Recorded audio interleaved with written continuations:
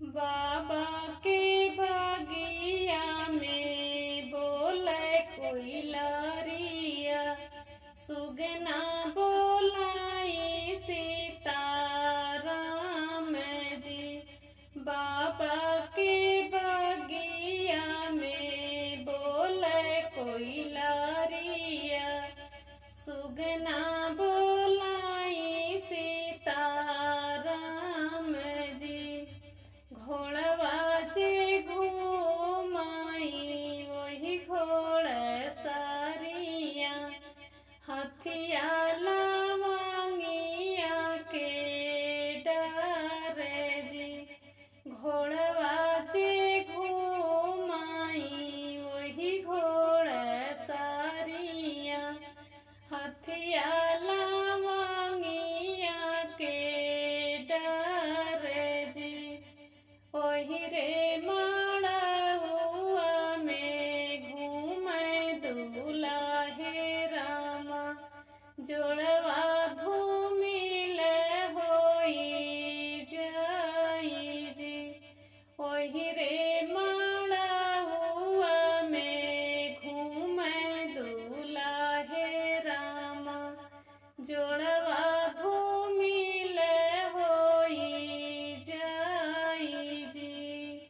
मड़ई में बैठी है सासू कावन रानी, सुन बेटा अरज हमार जी।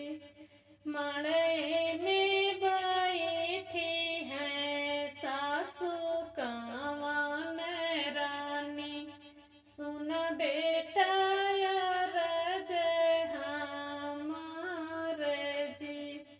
हमरी नधिया बेटा जतन से राख्या, मोरी बेटी हाई सुकुवार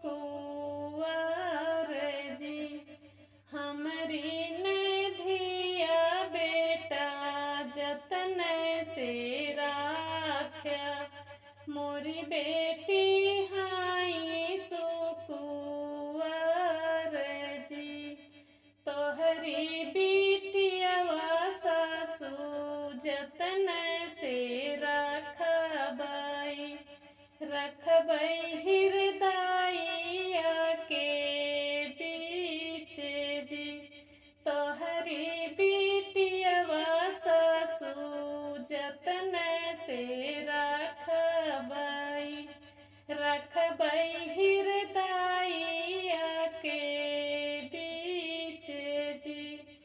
खाड़ चिरऊ जी के भोजन कराईबई, कड़ुआई तेल स्नान जी।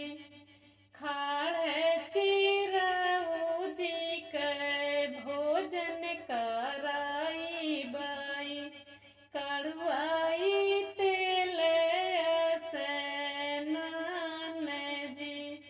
सुरभिन गैया के दूधवा पियाईब, दहिया खियाईब साढ़ियार जी। सुरभिन गैया के दूधवा पियाईब, दहिया खियाईब साढ़ियार जी। तोहरी बिटियावा सासू जतन से रखब, चुनरी धूमिल नहीं होई जी।